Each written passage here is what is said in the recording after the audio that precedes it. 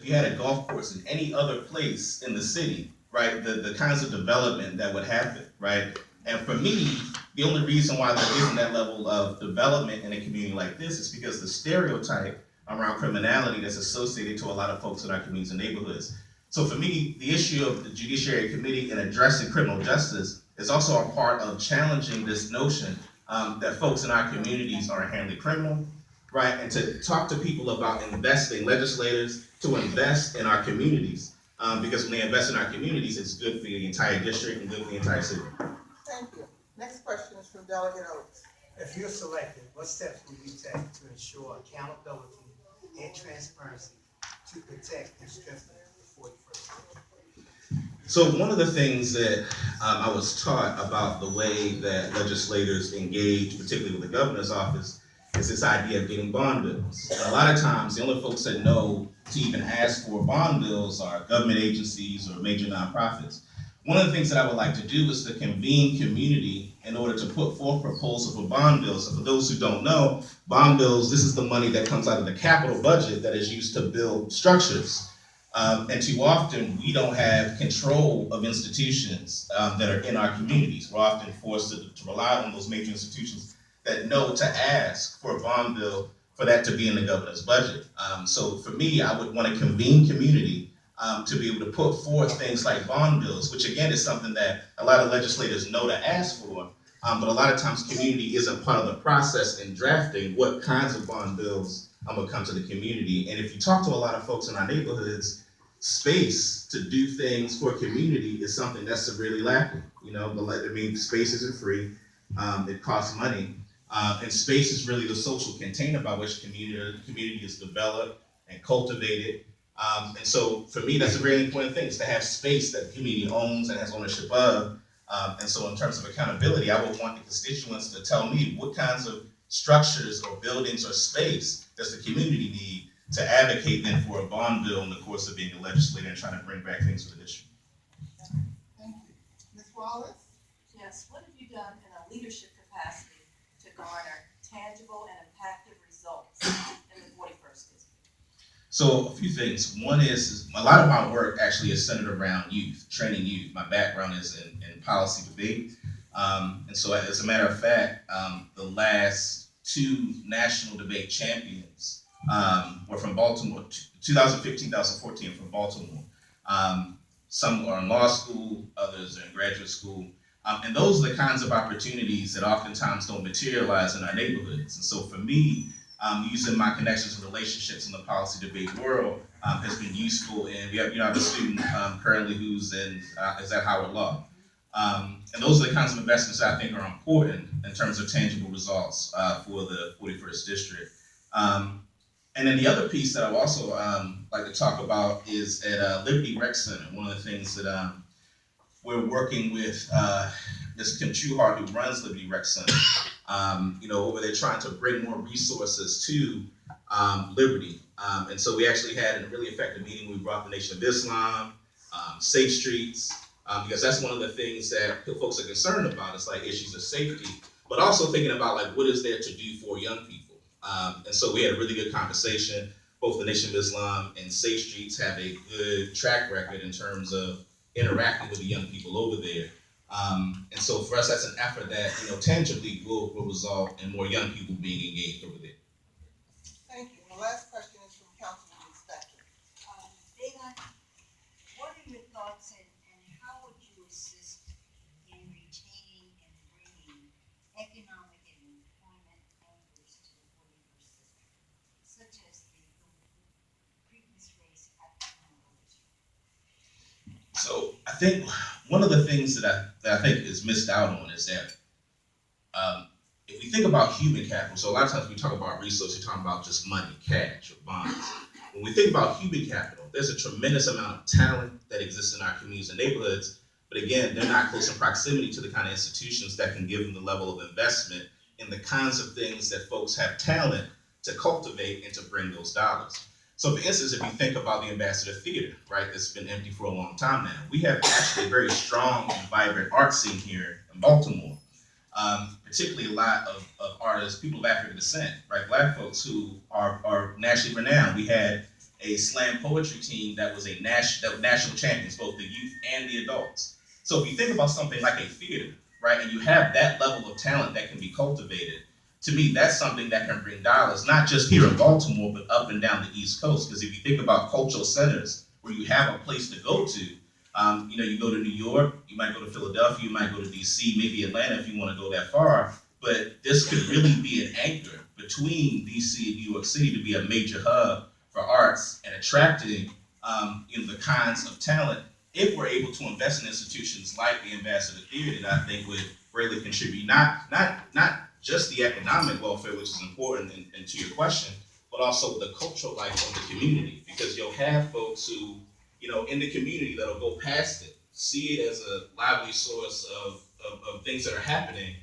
and encourage people to become a part and to use their skills in ways that again can benefit them financially, but also benefit the community. That concludes the questions. We thank you for participating and being a part of this process. Thank you.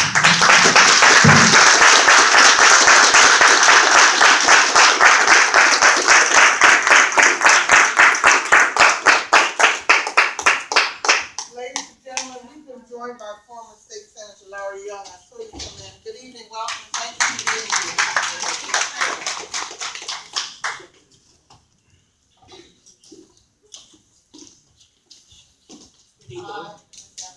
tonight? Wonderful, thank you. You will have 2 minutes for an opening statement. Our timekeeper will indicate when you have 30 seconds left, and a bell will go off at the end of 2 minutes. We only have 4 questions for you, and you will have 2 minutes to respond to those questions. Again, the timekeeper will indicate when you have 30 seconds, and at the end of your time. The clock will begin once you start speaking. Okay, thank you, Ms. Gibson.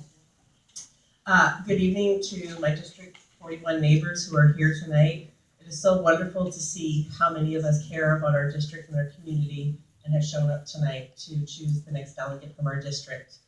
It is an incredible honor for me to be here and have this opportunity. I applied for this vacancy with the backing of no political machine or high-powered endorsements. I apply as a dedicated and passionate citizen who cares deeply about our community and our city. I apply as a long-term campaign volunteer who has helped many great candidates run for office. I apply as a seasoned advocate with extensive experience working with the General Assembly. Thus, I know how it works, I know its culture, the legislative process, and have many solid relationships with legislators from across the state. I apply as someone who has worked for the city's housing department, trying to tackle the housing issues we face in this city.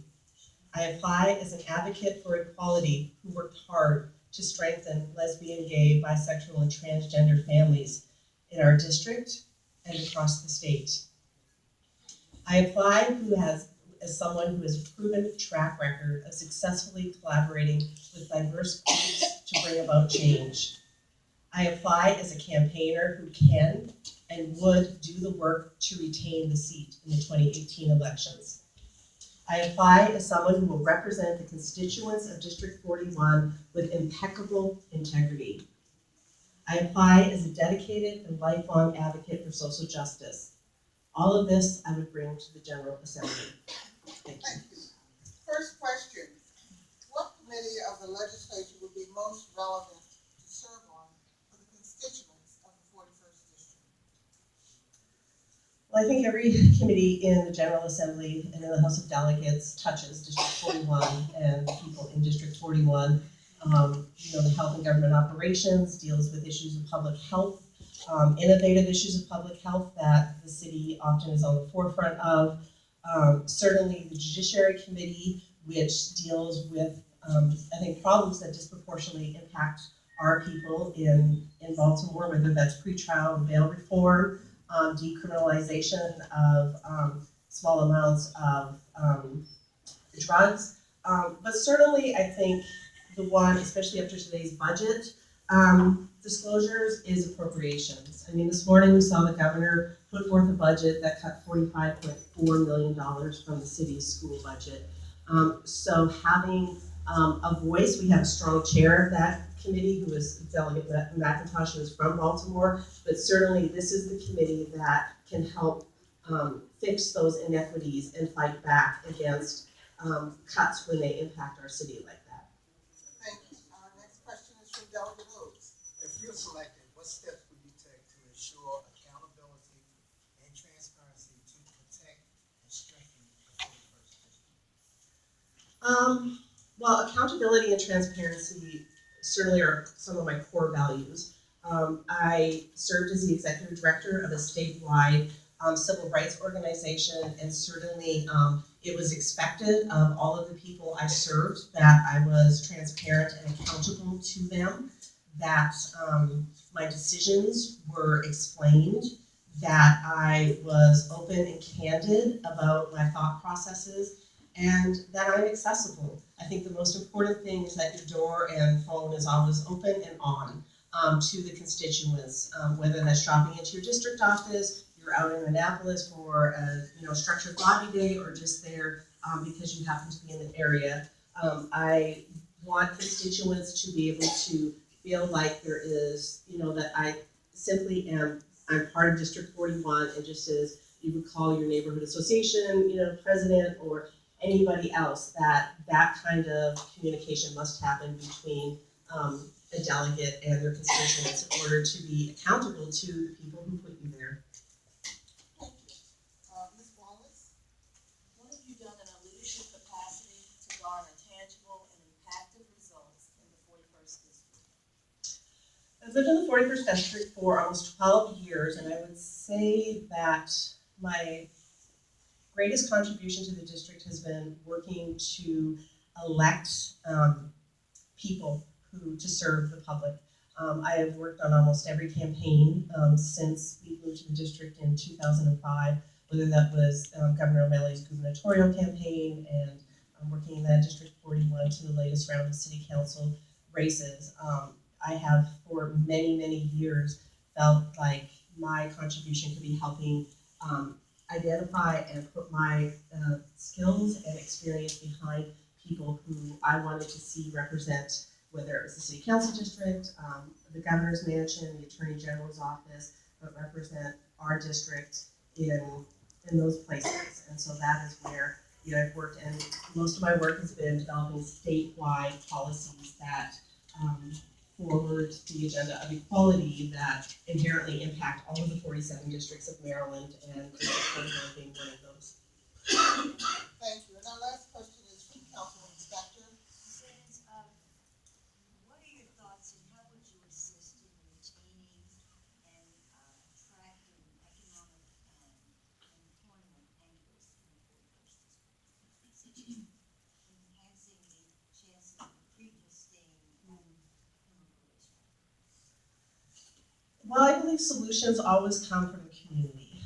I don't think my style is not for leaders to come in and say this is what we think will work best. I think those of us who live here have the answers, and it is really because it is hard. You have to do retail development, you have to do housing development. There's a lot of things that go into ensuring things like Creekman stays here and other economic development in the district. And from what I have seen in my 12 years in this district is that really the communities and neighborhoods of this district come together in remarkable ways to work with their elected officials in devising the solutions that are going to work, because if the community and the neighborhoods that are most impacted don't buy into it, it doesn't matter how much we come in with solutions and stuff, then there will be a disjuncture between the constituents and the neighborhoods and the elected leaders, and that's not how it should be. We should all be on the same page and working towards the same goals. Thank you so much. This concludes the portion of the process. We want to relax now. Okay. And we thank you so much. Thank for you. your participation. Thank you.